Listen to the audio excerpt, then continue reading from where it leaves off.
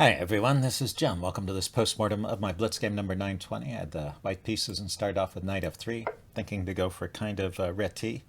My opponent went with knight f6, which is the move that I play when I see knight f3. It's a waiting move, just trying to see what what kind of setup white is going for, because white has a lot of different ways to proceed from here.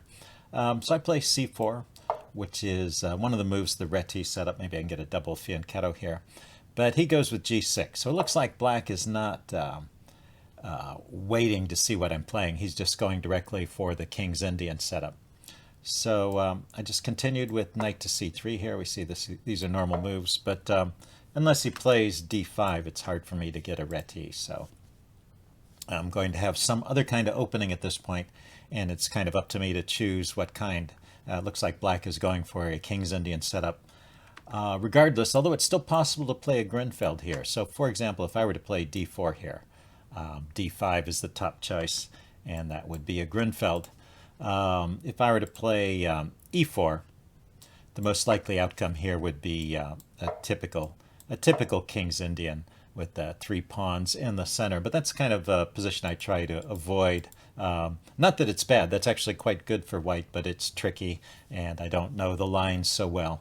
It's been very thoroughly played and researched, so the players with the black pieces will have many tactical ideas against that setup. So I just go with the Fianchetto variation against the King's Indian. It's a solid variation for white. Doesn't lead well. It still leaves white with a slight edge, not a big advantage, but it's certainly a lot easier to play in my experience.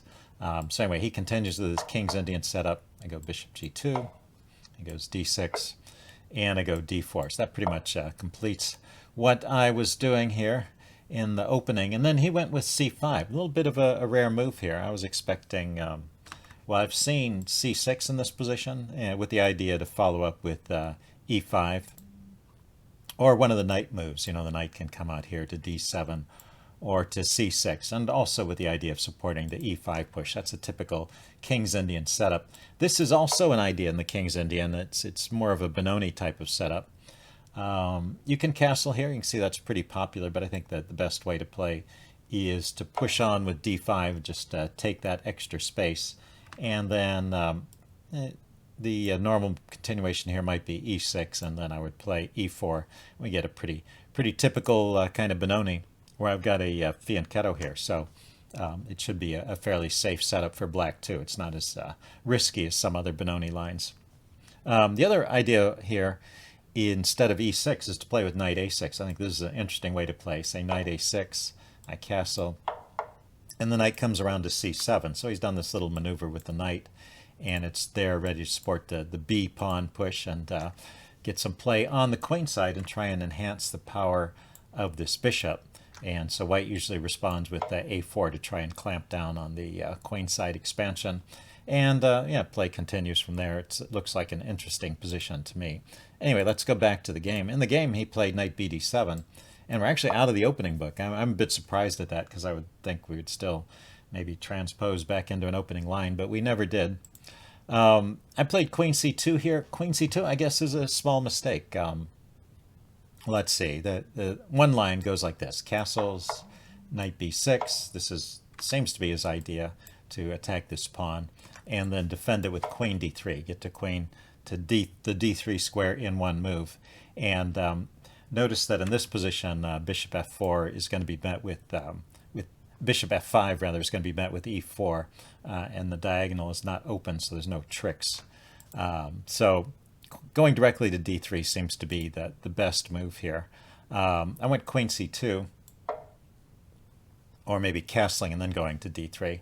He went knight b6, and here the chess engine gives queen to d3 is the best move. So obviously that queen c2 move is just not the right idea in this particular position. But the problem is that b3 just doesn't work. b3 actually loses material right away, and he played this in the best fashion. He starts with bishop to f5, seeing if he can tempt me into playing e4, but he can just take e4. He can exploit this pin and just take e4. So I have to move my queen out of the way of the bishop, and there's no good square for the queen. My knight is going to be hanging here, and there's still going to be that pin wherever I go. So queen d2 is actually relatively the best move, even though it just walks right into this fork here. And it's just that ever since I played b3, if white plays well, I'm just destined to lose material, and so this is just the best I can get out of the position. Let's see. So I have to take the knight. He takes the bishop, and then I save my knight and bring it back here. Now, the one thing I have going for me is that his bishop is not going to escape the corner here. It's not going to get back to the defense of the king, and there are weakened squares around the king that bishop would like to defend. So even though I'm down the exchange and I don't even have a pawn in compensation, I do have other factors. I have positional compensation here. So the engine evaluation here was favorable to black, but less than a pawn advantage, whereas normally an exchange is worth a pawn and a half to 2 pawns. So so I have some decent compensation here, but black is certainly better.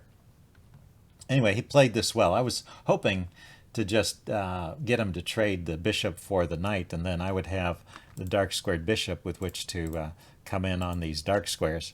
But he avoided that. He played knight to d7. I castled here so I can try and get some pressure on the bishop. And although the chess engine likes to move knight h4 here, which is a move I think I thought about a little bit, maybe not in this exact position, but I think it's a good idea to harass this bishop when it doesn't have so many squares to go to. Anyway, I castled here. He went queen a5, so he's putting more pressure on my knight, and then he forces me to defend it, and so he gets to trade his bishop for my bishop. So even though he's weak on the dark squares, I don't have a dark squared bishop to exploit it. So that's a minor victory for black. And then continuing with knight f6 gives the best advantage. After e6, actually the position is not clear at all, and it may be even or even better for white in some cases. Anyway, I took, he took, and then I should continue with knight g5. I don't believe I thought about this move, but it's kind of a logical continuation of that thought with knight h4. You know, you want to kind of harass this bishop. Also, you're putting the knight on a good square here. And yeah, and also you're opening up this diagonal for this bishop. So knight g5 is a strong move here, and that would even though I'm down the exchange, it seems like that's pretty much equalizing for white. Instead, I went knight b5, so that's just a mistake. And he could exploit that immediately with d5. He kind of let me off the hook here. He played queen b6 first, coming around to defend the pawn, but really pushing the pawn forward is the way to go because my knight is just hanging here. I can't take that pawn. So this was his mistake. He went there with queen b6.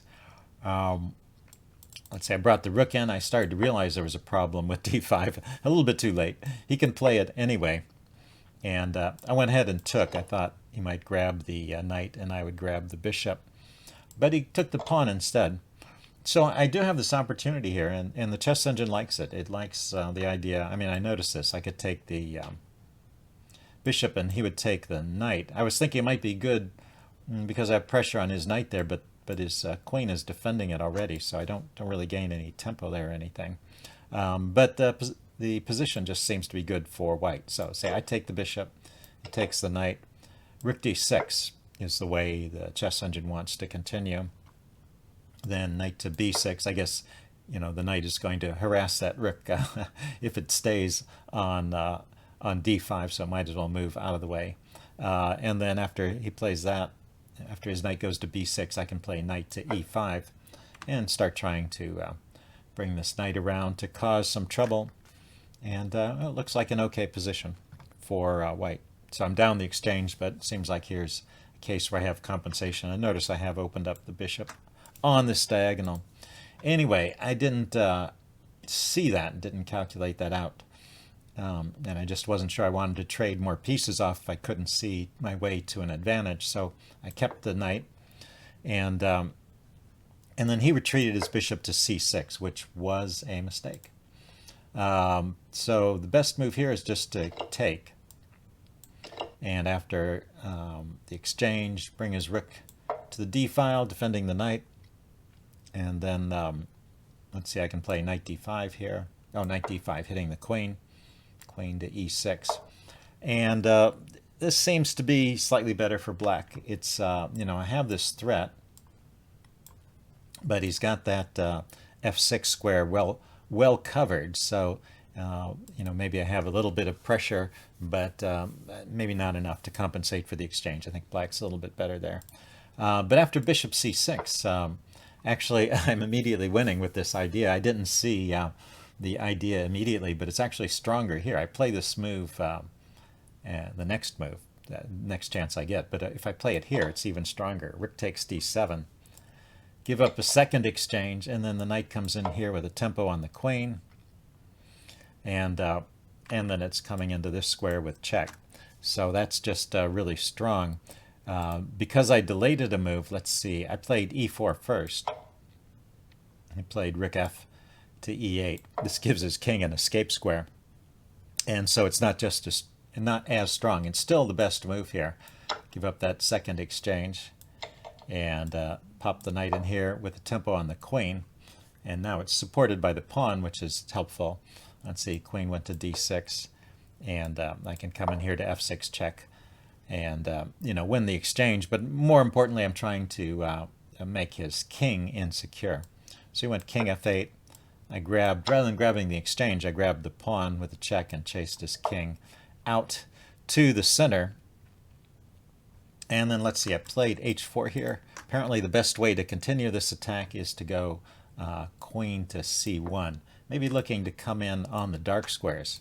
Now, it does guard against the check on the back rank, but it turns out the check on the back rank is not a problem, just as I thought, because his queen has to run back right away. And in fact, the chess engine gives this as a mistake. It thinks that after h4, let's see, black can play bishop c6, and then black will be better. I mean, he is up 2 exchanges at this point, so with correct defense, he should be okay. I just don't quite have enough to compensate for all his exchanges. But anyway, he let his king get lured away, his queen get lured away with this adventure. I move my king back, and then the queen really has to come back and defend the f6 square. So I push on with e5, trying to distract the queen. Looks like that was a good move. And then he went queen to e6. Actually, this seems to be leading to a winning position for white. So it's been kind of swinging back and forth. And the chess engine gives queen d1. Strangely enough, I don't know what the queen is doing on d1, but as a way to kind of hold the balance here. After queen e6, I could get an advantage here with the move knight to f6. So this is a computer line again. And knight f6. I just didn't see the great follow-up. I mean, I am, you know, hitting his pieces, but they're all defended. He could even give an exchange back. But what if he just tries to hold on to the exchange like this? Well, I can bring the other knight in, chase the queen away. The queen actually had no good squares over here. One point is that if the queen comes to this square, then the bishop can come out and actually trap the queen. So the queen does have to be careful. So knight g5, queen a6, knight d5 check, king d8, and then queen to d2.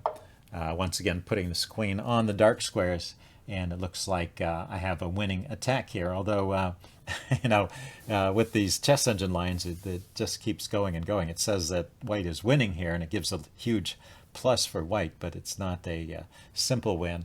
And, well, it's certainly hard to calculate out something like that. From a position here, this is the position where knight f6 was such a good move, leading to a win for white. It's hard to calculate that out in a blitz game or even in a slow game, but chess engines can figure these things out. Anyway, I went knight to g5. Let's see, he went queen to b6. I was just trying to chase the queen away from his king there, then bring the other knight in. I came in via this route, knight to d2, looking at these squares.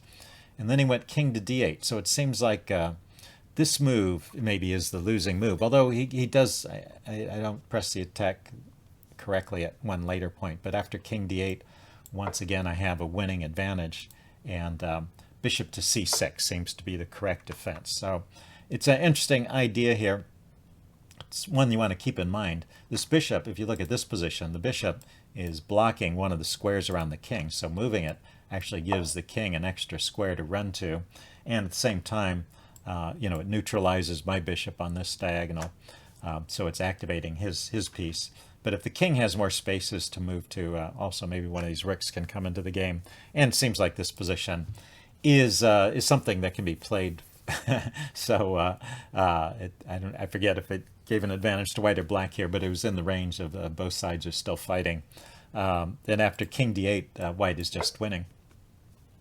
And I play this correctly for a while, so I keep an advantage. I bring my pieces in with tempo, and I grab another pawn here, but that was also about destroying the cover around the king. And let's see, there was some trick there. Oops, let's back up. I didn't need to back up that far. Let's see, going forward here, king d8, knight c4, hitting the queen there, knight there, hitting the rook, knight there, grabbing the pawn. Yeah, I'm opening up the diagonal for the bishop. That's what I meant to say there. So now that knight can move with tempo. I go here with check. And then I go ahead and grab the rook in the corner. So I get one of my exchanges back. And his king is, maybe it's a little safer now.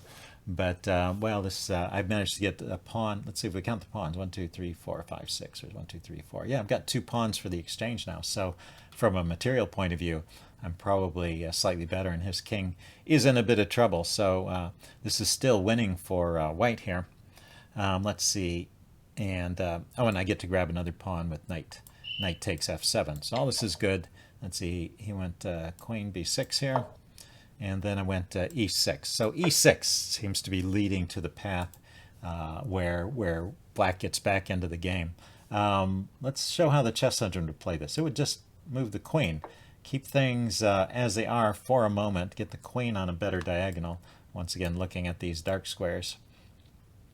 Well, maybe not on this side so much, but also maybe looking at that bishop indirectly if the rook moves. So more of a central post for the queen with ideas of coming in. I guess this is a good square here to harass that rook too. King b8, getting the king out of the corner and away from some checks. Knight to g5. Yeah, there was a check here, I guess. So knight to g5. This is a tricky move. The rook can't take the pawn, or well, it'll run into this fork if it does, so that's not good to take the pawn. So queen to c7, getting away from the fork, and then queen to f4. So that was the chess engine's idea, was to maneuver the queen to a more active role this way, and maybe it can come in here and start harassing these pieces. So it looks like even though I've got 2 knights against a rook and a bishop, I have a lot of extra pawns, and his pawns are all split. I've been able to round them up, and so this should still be winning. E6 followed by, let's see, he took it, and then I went for the check, and this seems to lead to a position which is about even. Let's see, but I did gloss over one point here. He could actually take with the rook here, and then after knight to c4, queen to c7, f4, this position seems to be only slightly favorable to white, so black can also play on in this position. So anyway, so queen d2 instead of e6, and he should have taken with the rook instead of the bishop. So this queen h8, this check is a blunder. It keeps a position where I'm still playing and maybe have a slight edge, but there's just a much better move here. I just completely overlooked a pretty straightforward tactic. So if you want to spot the best move in this position, why don't you go ahead and see if you can find it.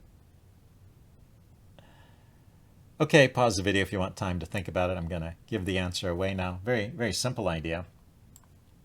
Just put your queen on f6. It's attacking these 2 pieces, and there's no way out except to give up the exchange. And so if he wants to save on material, he can take.